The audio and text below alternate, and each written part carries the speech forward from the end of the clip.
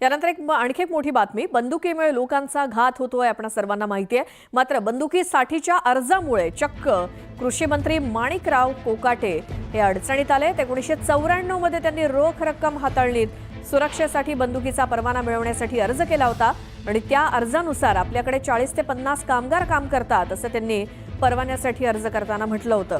कामगारांना प्रत्येक आठवड्याला सुमारे 9,000 रुपये रोख स्वरूपात पगार द्यावा लागतो असा उल्लेख सुद्धा त्यांनी अर्जात केला होता। अशातच 30 वर्षांपूर्वी अल्प उत्पन्न गटातून सदनिका मिळवलेली होती। स्वतःसोबतच भाऊ विजय कोकाटे, पोपट सोनावणे आणि प्रशांत गोवर्धने या 4 जणांनी कॅनडा कॉर्नर भागात निर्माण व्ह्यू अपार्टमेंटमध्ये मुख्यमंत्री कोट्यातून अल्प उत्पन्न गटासाठीच्या सदनिका देखील प्राप्त केल्या होत्या। त्यानंतर तत्कालीन दिवंगत राज्यमंत्री तुकाराम दिघोळे यांच्या तक्रारीवरनं जिल्हा प्रशासनानं सदनिका वाटपाची चौकशी केल्यानंतर ही माहिती समोर आली आहे। त्यामुळे कोकाटे अडचणीत आले।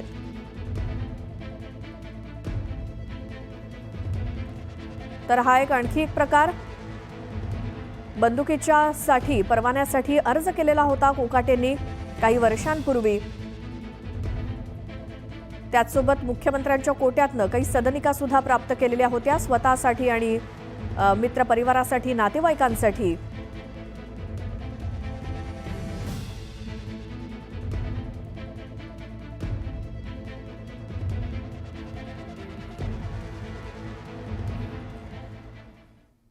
तर गेल्या काही वर्षातील कृषी मंत्र्यांच्या कार्यकाळावरती नजर टाकल्यास ते या ना त्या कारणानं अडचणीतच सापडल्याचं बघायला मिळालंय। आपण एक नजर टाकूयात। 2014 मध्ये भाजपचं सरकार असताना तेव्हाचे कृषी मंत्री एकनाथ खडसे 4 महिन्यात त्यांच्यावरती आरोप झाल्यानंतर त्यांना राजीनामा द्यायला लागला होता। त्यानंतर दादा भुसे हे ड्रग्ज प्रकरणी त्यांच्यावरती सुद्धा विरोधकांकडून आरोप झाले। तर ही बातमी आपण बघणार आहोतच। आणखी कोण कोण कृषी मंत्री आणि त्यांच्यावरती काय आरोप झाले होते। मात्र पुन्हा एकदा ही एक महत्त्वाची बातमी, बंदुकीच्या परवान्यासाठीच्या अर्जानं कोकाटेंचा घात केला का असा प्रश्न पडतोय। कारण बंदुकीसाठी केलेल्या अर्जामुळे माणिकराव कोकाटे हे आता गोत्यात आलेले आहेत। 1994 मध्ये त्यांनी रोख रक्कम हाताळणीमध्ये सुरक्षेसाठी बंदुकीचा परवाना मिळवण्यासाठी अर्ज केला होता। तर एकूणच राज्याच्या कृषी मंत्र्यांवरती झालेले हे आरोप, त्यांना सुनावण्यात आलेली शिक्षा, त्यांना ठोठावण्यात आलेला दंड, या संदर्भात आपण प्रतिक्रिया घेणार आहोत। शिवसेना उद्धव बाळासाहेब ठाकरे गटाच्या नेत्या सुषमा अंधारे सध्या आपल्या सोबत फोन लाईनवरती आहेत। सुषमाताई, काय म्हणाल या सगळ्या प्रकारावरती? खरं तर जसे सर्वसामान्य लोकांसाठी नियम कायदे असतात तसे ते विधिमंडळ राजकारणातल्या प्रतिनिधींसाठी सुद्धा असतात। आणि विधिमंडळ राजकारणातल्या प्रतिनिधींच्यासाठी 2 किंवा 2 वर्षांपेक्षा अधिकची शिक्षा जर ठोठावलेली असेल तर निश्चितपणे त्यांचं मंत्रिपद तर सोडा, पण त्यांना सदस्य म्हणून सुद्धा राहता येत नाही।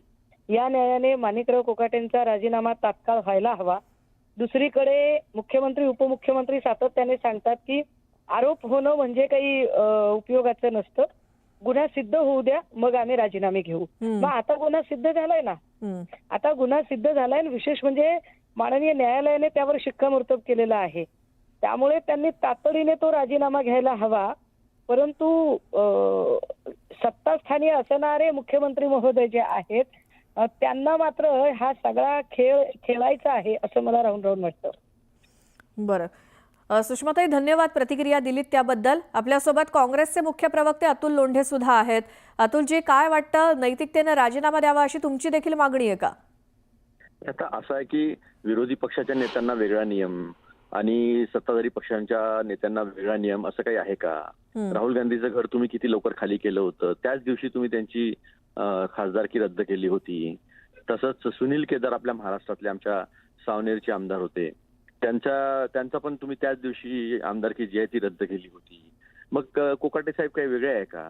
पण राजकीय नीतिमत्ता जी आहे ती जेवढी रसातळाला 2014 नंतर बीजेपीनी घालवली ती RSS ला मान्य आहे का? मान्य आहे का? आता तर गुन्हा सिद्ध झाल्यानंतर सुद्धा हे राजीनामा देतील असं मला बिलकुल वाटत नाही। यांच्यामध्ये कुठलीही प्रकारची नैतिकता नाही आहे। म्हणजे इव्हन महिलांवरच्या अत्याचारांना सुद्धा हे लोक सॅंक्टिफाय करतात, त्याला सुद्धा काही राजीनामा न देता त्याला बढती मिळत असते।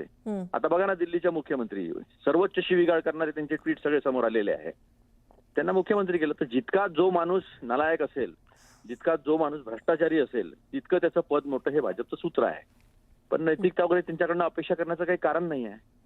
हे त्यांनी स्वतःहून करून घ्यायला पाहिजे नव्हतं, पण केलेलं नाही.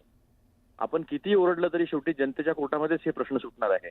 जनतेने त्याच्याकडे लक्ष दिलं पाहिजे की कशा पद्धतीचं वर्तन जे आहे ते भाजप करते आहे आणि महाराष्ट्राचा लौकिक जो आहे तो कसा खराब करताय, कसा बदनाम करताय, हे आता जनतेनेच बघायचं आहे. बिलकुल. धन्यवाद अतुल लोंढेजी, न्यूज 18 लोकमतशी बोललात त्याबद्दल.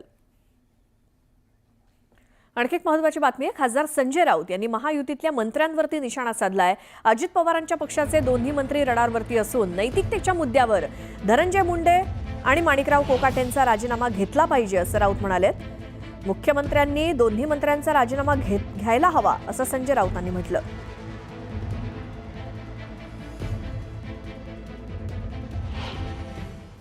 अजित पवार पक्षाचे दोन्ही मंत्री हे रडारवर आहेत आणि नैतिकतेची जर गोष्ट असेल तर कोणती खळखळ न करता या दोन्ही मंत्र्यांचा राजीनामा अजित पवार सोडून द्यावं, मुख्यमंत्र्यांनी घेतला पाहिजे. एकमेकावर काय ढकलताय?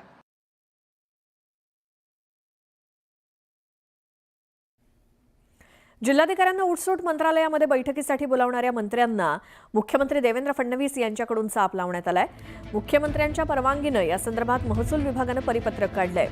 मुख्यमंत्री, उपमुख्यमंत्री आणि मुख्य सचिव वगळता राज्य सरकारच्या अन्य विभागांना, जिल्हाधिकाऱ्यांना बैठकीसाठी बोलवायचं असल्यास त्यांना बुधवार आणि गुरुवार या 2 दिवसात दूरदृश्य प्रणालीद्वारे आयोजित करण्याच्या सूचना देण्यात आलेल्या आहेत. बैठक आयोजित करण्याआधी महसूल विभागाची लेखी परवानगी घ्यावी लागणार आहे. या संदर्भात मुख्यमंत्री देवेंद्र फडणवीस यांच्या सूचनेनं शासन आदेश जारी करण्यात आलाय. तसंच स्थानिक पातळीवरती सर्व कामांना जास्तीत जास्त वेळ देता यावा यासाठी सरकारनं मोठं पाऊल उचललंय.